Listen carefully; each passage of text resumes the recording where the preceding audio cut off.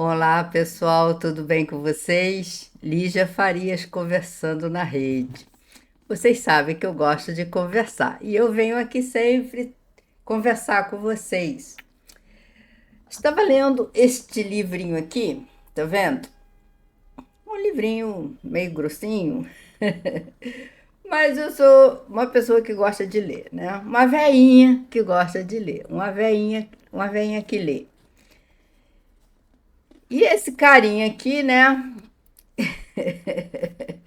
Esse cara. Oh, agora acertei. Esse carinha aqui é muito interessante. Eu tenho certeza que todos vocês já ouviram algo sobre este ser maravilhoso, esse gênio. E esse livrinho aqui tem alguns textos que ele escreveu, alguns manuscritos. Ih, eu não sei falar manuscritos. Falei! Consegui falar. Que foram cedidos ao autor deste livro, que ele escreveu essa biografia de Newton, foram cedidos pela Universidade de Cambridge, na Inglaterra. Ele trouxe onde Newton fala sobre Deus. E antes dele escrever sobre Deus, né, a partir das pesquisas científicas, das comprovações científicas que ele fazia, né, ele descreve. Eu não vou ler, claro, todo esse livro aqui para vocês, que vocês iriam me matar, né? São muitos. E para ser bem sincera, tem coisas aqui em que ele se refere à parte de mecânica racional que ler simplesmente uma pessoa leiga como eu não é o suficiente, é necessário mais que isso, de alguém que interprete adequadamente essa leitura. Ou seja, não é um livro apenas para ler, é um livro para pesquisar, para raciocinar, para buscar em fontes fidedignas, né, tudo que aqui o autor descreve. E na parte em que ele traz os manuscritos de Newton, que ele foram encontrados após a morte dele, são todos fiéis a como ele realmente encontrou. Foram inclusive cedidos com autorização para que ele colocasse neste livro do biógrafo, né? Então eu queria ressaltar algo que eu achei muito interessante quando Newton é uma biografia, então aqui está escrito as pesquisas do Newton, tá? Não é uma invenção do autor. Então ele descreve aqui sobre os nossos planetas primários, ou seja, aqueles planetas que todos nós conhecemos, né, que aprendemos na escola, são conhecidos por astrólogos, né? Então o Newton diz aqui: os 6 planetas primários giram em torno do Sol, em círculos concêntricos com o Sol e com movimentos dirigidos para as mesmas partes e quase no mesmo plano. 10 luas giram em torno da Terra, Júpiter e Saturno, em círculos concêntricos com eles, com a mesma direção de movimento e quase nos planos das órbitas desses planetas. Mas não se deve conceber que simples causas mecânicas pudessem dar origem a tantos movimentos regulares, já que os cometas percorrem todas as partes do espaço celeste em órbitas muito excêntricas, pois, por esse tipo de movimento, eles passam facilmente pelas órbitas dos planetas e com grande rapidez, onde se movem com máxima lentidão e são detidos por mais tempos, afastam-se as maiores distâncias uns dos outros e, portanto, sofrem o mínimo de perturbação por suas atrações mútuas. Esse belíssimo sistema do Sol, dos planetas e dos cometas só poderia provir do plano e da sabedoria de um ser inteligente e poderoso. Isso é Newton que está dizendo, tá? Não sou eu, não. Nem o biógrafo. E se as estrelas fixas são os centros de outros sistemas semelhantes, estes, sendo formados pela mesma sábia deliberação, devem estar todos sujeitos à dominação do Uno, especialmente uma vez que a luz das estrelas fixas é da mesma natureza que a luz do Sol, e que de todos os sistemas a luz é transmitida para todos os demais, e para que os sistemas das estrelas fixas, por sua gravidade, não caíssem uns sobre os outros, ele os situou a imensas distâncias um dos outros.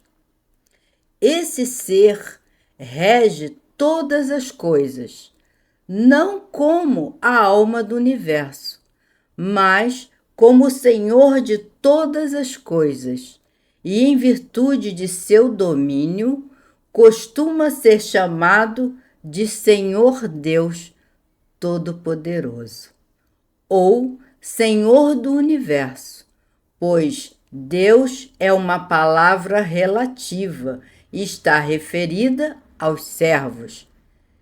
E divindade é o domínio de Deus, não sobre seu próprio corpo, como imaginam aqueles que fantasiam ser Deus a alma do mundo, mas sobre os servos. O Deus Supremo é um ser eterno, infinito, absolutamente perfeito.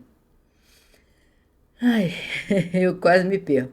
Mas, sem a autoridade soberana, não se pode dizer que um ser, seja qual for sua perfeição, seja o Senhor Deus, pois dizemos, meu Deus, seu Deus, o Deus de Israel, o Deus dos deuses e o Senhor dos senhores.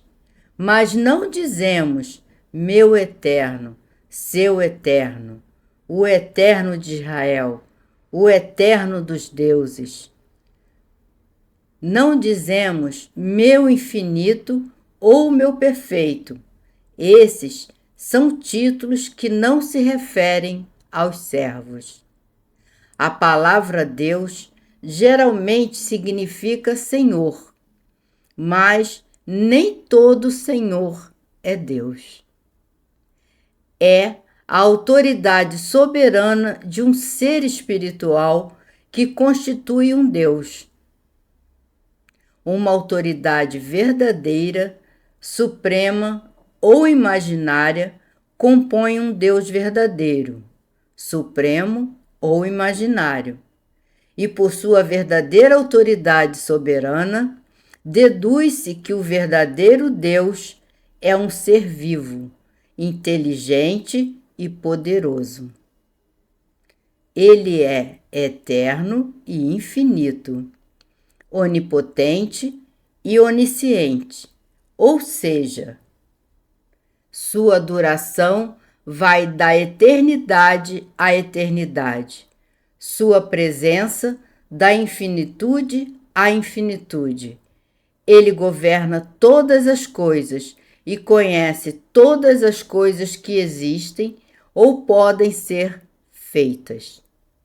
Ele não é a eternidade e a infinitude, mas é eterno e infinito. Não é a duração ou o espaço, mas perdura e está presente. Ele perdura para sempre e está presente em toda parte, e por existir sempre em toda parte, constitui a duração e o espaço. Toda alma dotada de percepção continua a ser, mesmo em momentos diferentes em diferentes órgãos dos sentidos e do movimento, a mesma pessoa indivisível.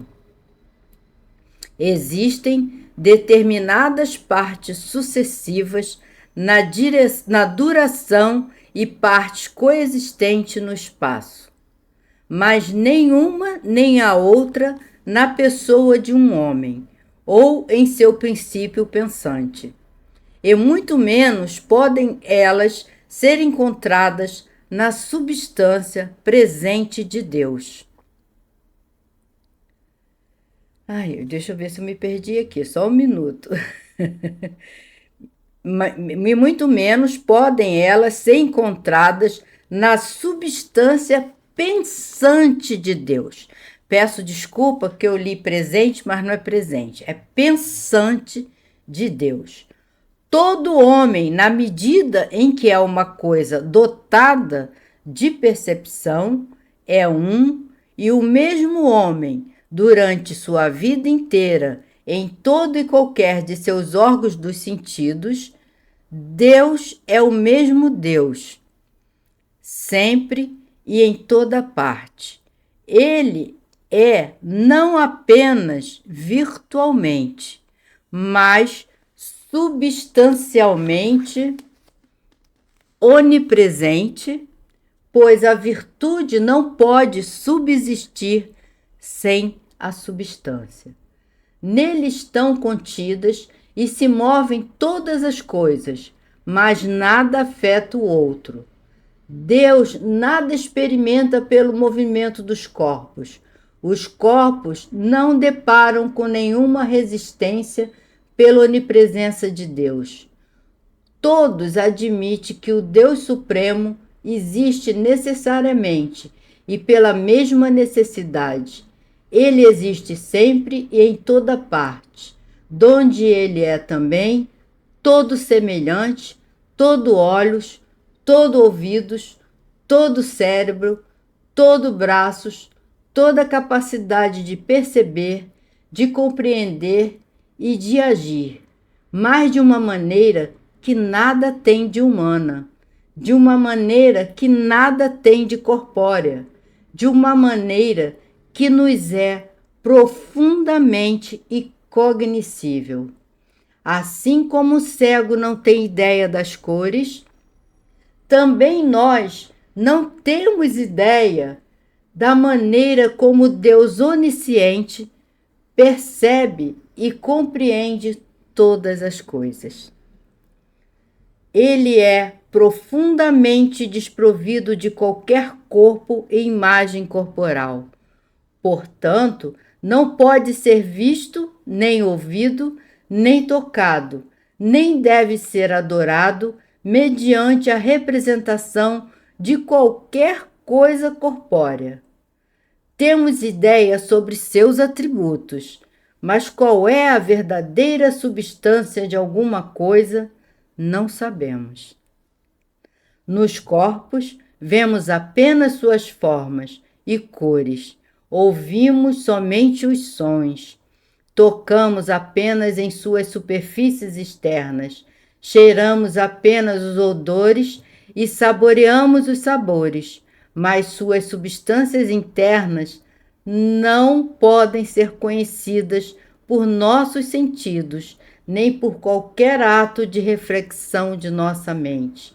Muito menos temos ideia, portanto, da substância de Deus. Nós o conhecemos apenas por suas sapientíssimas e excelentes invenções das coisas e pelas causas finais. Nós o admiramos por sua perfeição, mas o reverenciamos e adoramos por causa de sua autoridade soberana, pois o adoramos como servos. E um Deus sem dominação, providência e causas finais nada mais é do que o destino e a natureza.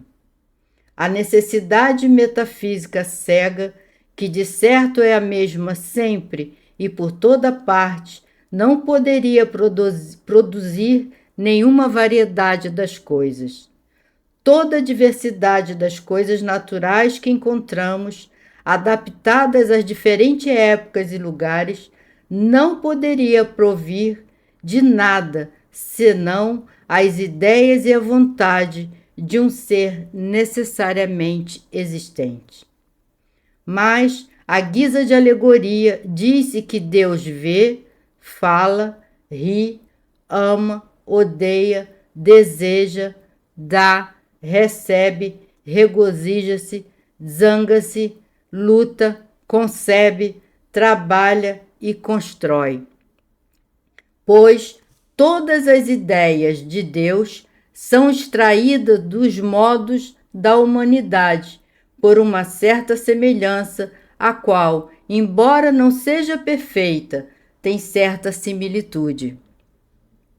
É o quanto basta dizer, no que concerne a Deus, o discorrer sobre quem, a julgar pela aparência das coisas, certamente compete à filosofia natural. Esse livro ele se estende, existem muitos outros textos que foram, como eu já disse aqui, encontrados pós-morte de Newton, em que ele fala sobre Deus de uma maneira assim muito linda. E eu li aqui para vocês e alguns trechos aqui me chamaram a atenção, né? Muitas pessoas, né? Eu tô muito em cima da câmera. Eu sou péssima de vídeo, tá, gente? Eu não sou uma boa produtora de vídeo. Eu só gosto de conversar na internet, mas a questão de qualidade de vídeo eu não entendo nada. Deixa eu tentar consertar aqui.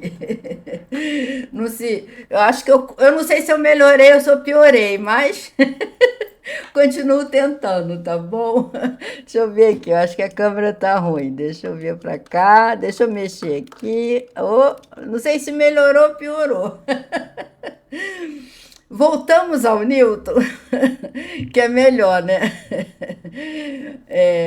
Então, nesse livro aqui, né, que eu estou lendo sobre Newton, Newton descreve, né, os 6 planetas a partir do Sol, né? Então ele descreve que essa rota, né, esse vórtice concêntrico, e os planetas girando. Então ele fala dos planetas e fala de 10 luas, né, incluindo Terra, Júpiter e Saturno. Então ele fala de 10 luas.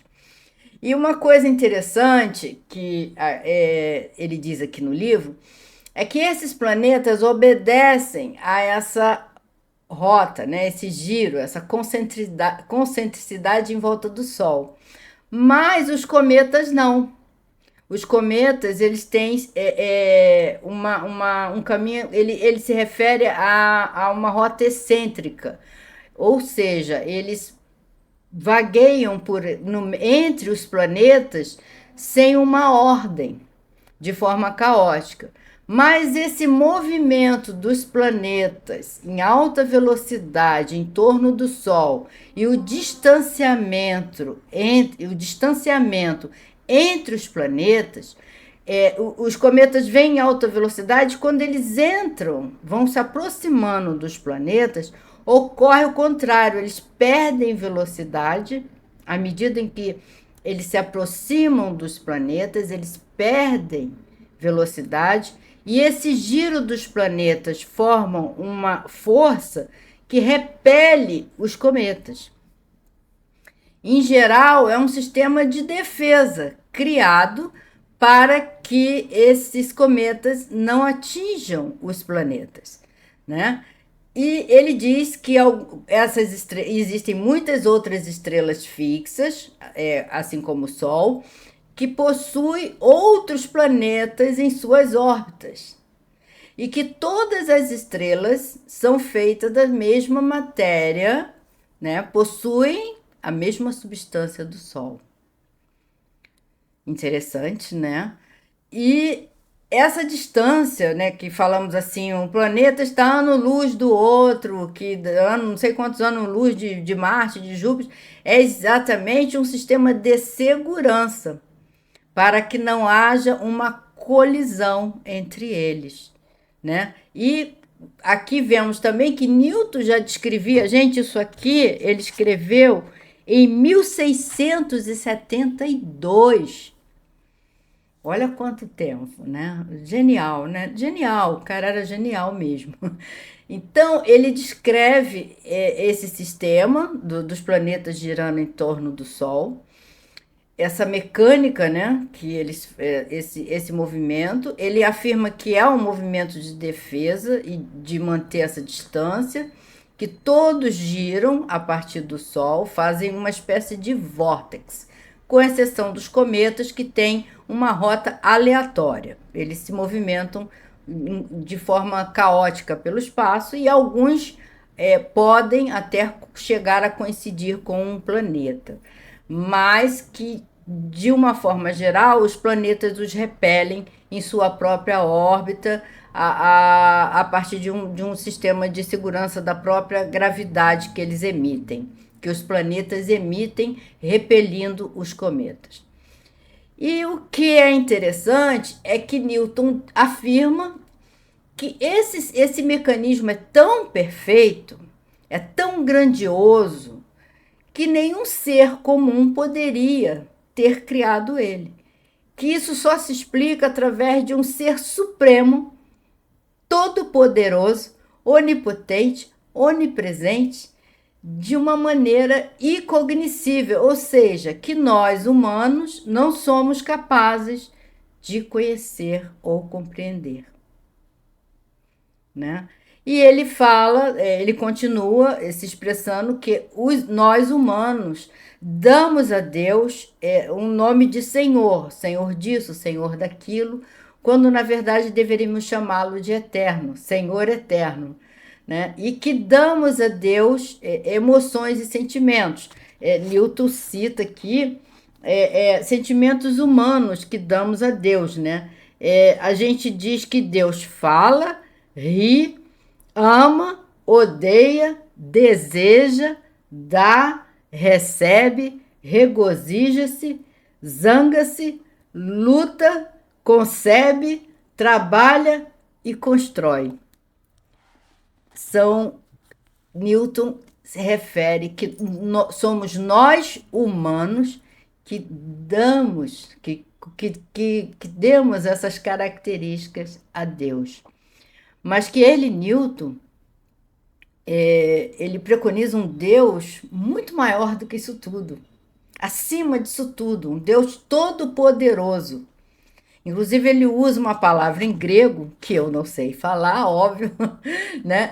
Eu não vou dizer, não vou ousar aqui nem repetir a palavra, mas que traduzido para o português, ele diz Deus Todo-Poderoso, Criador, onipotente, onipresente, eterno.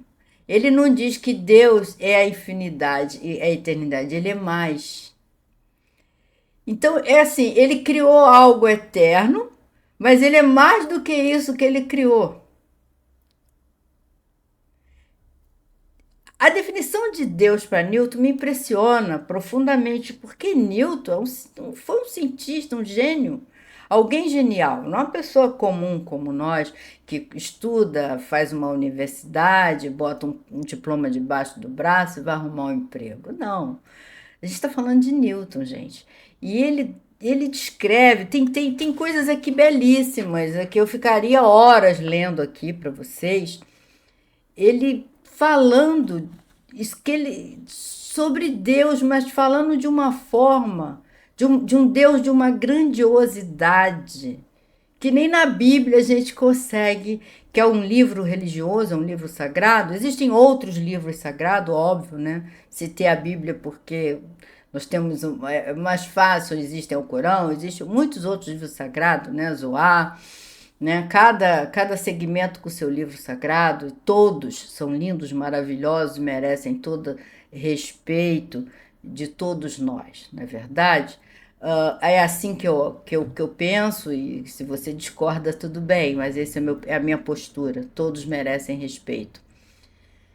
E a questão aqui não são os livros sagrados, o que eu quero dizer aqui, que eu achei apaixonante, encantador, e muito, muito enriquecedor são que essas palavras vêm de um cientista, vêm de Newton, né? Não vem de uma pessoa religiosa em sua essência, de um praticante, nem de um missionário, nem de um padre, nem de um pastor, de nenhum tipo de pessoa religiosa. Vem de Newton. E ele descreve esse eterno com uma grandiosidade que nós não conseguimos alcançar. Realmente, a palavra é incognoscível, porque esse movimento, a partir da observação de Newton, do movimento dos planetas em sua rota em volta do Sol e de uma aleatoriedade dos cometas no seu sistema, que eles vêm em alta velocidade, diminui à medida que se entram em órbita dos planetas, e por eles são repelidos por segurança, e que todas as estrelas possuem centenas de planetas em suas voltas e todos contêm a mesma substância do Sol, e que ele designa isso de uma forma tão perfeita que nenhum humano, em sua inteligência, poderia conceber algo. Ele dá autoria desta obra magnífica a um ser muito, muito, muito superior, a um Deus todo-poderoso. E você aí na sua casa, no seu trabalho, no seu escritório, na rua, onde quer que você esteja, a quem você atribui a sua vida, o seu coração batendo, o sangue que pulsa nas veias, a sua respiração, esse mecanismo do corpo, você pode se mover, ir e vir, ter autonomia, com exceção de pessoas que se encontram doentes, debilitadas, que estão fora dessa situação de divindade, de norma do Criador, né? Esse Deus perfeito, esse cânone, a quem você atribui. E observe que você não precisa ser religioso, você não precisa estar dentro de uma religião para compreender que existe esse ser todo-poderoso. Não que eu tenha nada contra a religião, eu sou uma pessoa religiosa, de muitas religiões, universalista. Eu gosto de tudo, todos os ritos, todos os credos, em todas as manifestações religiosas eu vejo uma face de Deus. Sim, porque em todos nós existe essa centelha. Está aqui Newton dizendo para gente que somos todos feitos dessa substância e que somos eternos. Somos únicos.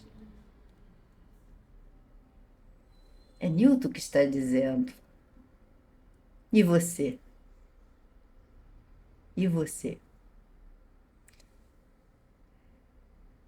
Reflexões.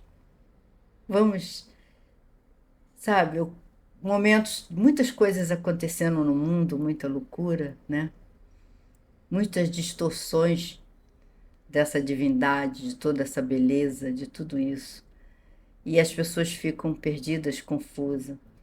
Mas lembre-se de uma coisa: existe um ser todo-poderoso acima disso tudo. E não importa de todas as emoções que são dadas a ele, né? Como cita Newton, que ele fala que ele ri, que ele ama, né? Eu costumo dizer que essa energia poderosa, eu sempre disse isso e as pessoas me olham de forma estranha quando eu faço essas afirmações, né? Esse emocional todo que a gente coloca nas coisas não vem de Deus. é nosso, é uma característica humana. Deus é muito maior do que isso tudo. Não é porque a gente sente raiva, a gente sente ódio, a gente sente inveja, medo. Essas coisas não podem vir de Deus. Eu nunca entendi isso como vindo de Deus. Porque Ele é todo perfeição, Ele é todo poderoso. E se nós pertencemos a Ele, Ele a nós estamos nele, Ele está em nós, nenhuma dessas emoções fazem parte. Essa plenitude de estar em Deus é muito maior que todas essas emoções pequenas humanas. E eu ouso dizê-las pequenas, denominá-las, adjetivá-las pequenas, porque você percebe algo muito maior. Deus é muito, muito maior, todo-poderoso e cognoscível mesmo para qualquer raciocínio e ideia humana. E só nos resta peticionar para esse ser todo inteligente, de alguma forma possa nos ouvir, nos conectar com ele através dessa nossa centelha divina. Fazer vibrar o divino em nós para nos agarrarmos nessa energia do Criador, nos conectarmos a ela de uma forma substanciosa, segura, sabe? Tem um hino evangélico muito antigo, não sei se é evangélico, é cristão, que diz: segura na mão de Deus e vai. É muito antigo, é coisa de gente velha. E é isso, é isso, é isso. É Newton que está dizendo, não sou eu. Não tem outra forma. Não tem outra forma. Segura na mão de Deus e vai.